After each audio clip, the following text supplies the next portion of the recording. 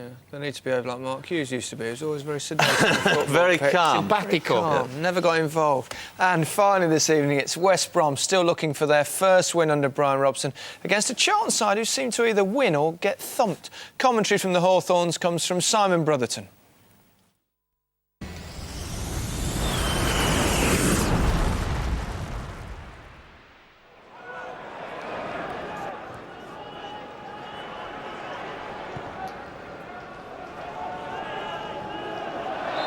Kanu gets a free kick for a tackle by Fortune. Just muscled off the ball. You wonder, given the absence of chances created from open play, whether these sort of set pieces are West Bromwich Albion's best chance of scoring in the match. Ball there, aimed towards Ricardo Shineka. West Brom earning their first corner of the game midway through the first half. And the left back Clement has come across to the near side to send in an in-swinger.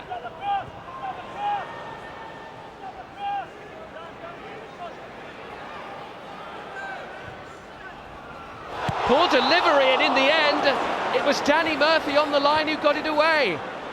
And wouldn't that have been the softest goal of the season so far? Now it's Jerome Thomas, and suddenly it's Albion who are backpedalling rapidly. Oh, and Greening inadvertently puts it Romedal's way. Thomas waits in the middle. And Greening atones for his error by conceding the corner, but at least stopping the move. Really was a weak ball in. Right man in the right place there, Danny Murphy. Holland. Danny Murphy, who's been a pivotal figure for Charlton in the first half. He's young, eager to get forward. Shearer makes the challenge, and the referee says it's a free kick.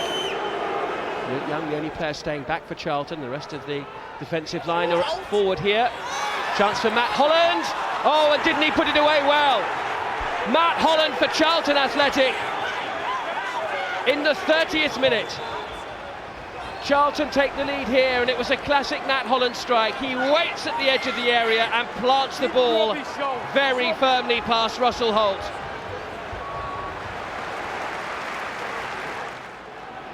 It's as though the crowd are not fully in belief of the team, let alone the players themselves.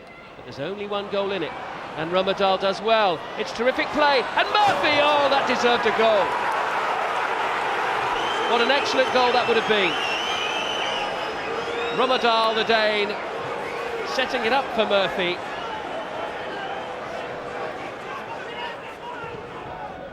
Murphy finds Romedal.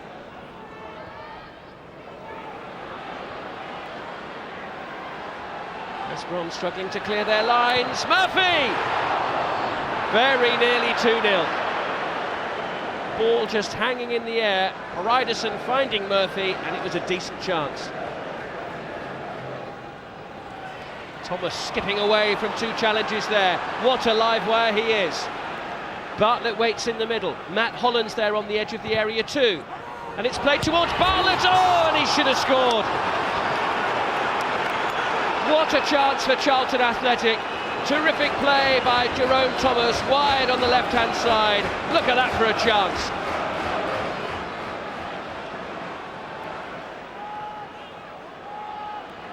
Clement has Greening outside him. Looks for Darren Pearce, who got up well. Oh, and it nearly fell to Earnshaw, and Pearce is there. And away by Sean Bartlett.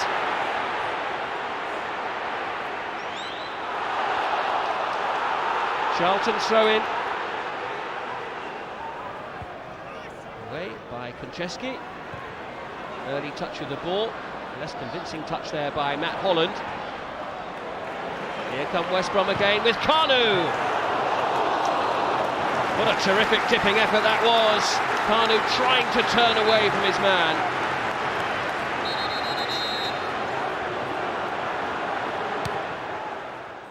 You can't start games like the way we started and then continued in the first half.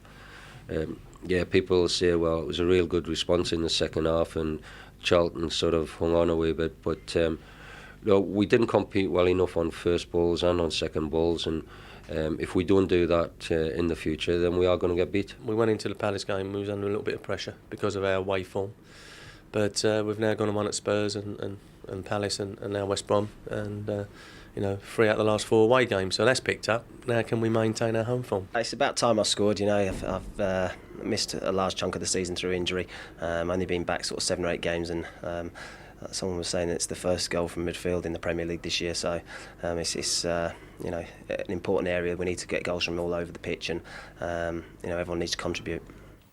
He's doing it again, Alan Kirbishley, isn't he? You started to think a couple of hidings earlier in the season, and all of a sudden, there they are in the top 8. Stop conceding goals. Obviously a great win today. Won at Palace, I think, last weekend. I think they also won at Tottenham a couple of weeks ago, and they'd had some thumpings when they travelled to the northwest. Manchester City, Bolton, I think, Liverpool, Manchester United. So he's turned it around and got them to 8. It's done great. And you know what West Brom need, Alan? They need you to write them off. They need a victory. Yeah. I think it's 1 out of 15, and that one was Arsenal. Yeah. It was a dream start for Brian, but the harsh realities of the Premiership are setting in, and if they don't start winning and winning quickly, then we will be writing them off. Well, let's have a look at the harsh realities. Let's take a glimpse at the Barclays Premiership table. As it stands this evening, Chelsea can go 8 points clear of Arsenal with a win at Highbury. We'll talk about that in a moment. But Everton sit between the London rivals. They occupy their highest position at this stage of the season for over 15 years. Man United play Fulham on Monday, while Borough missed out on the chance to go 4th. West Brom have taken just 1 point, as Alan said, from 15 under Brian Robson. Southampton would have climbed out of the bottom 3 but for their late collapse. A point apiece does little good for Blackburn or Palace.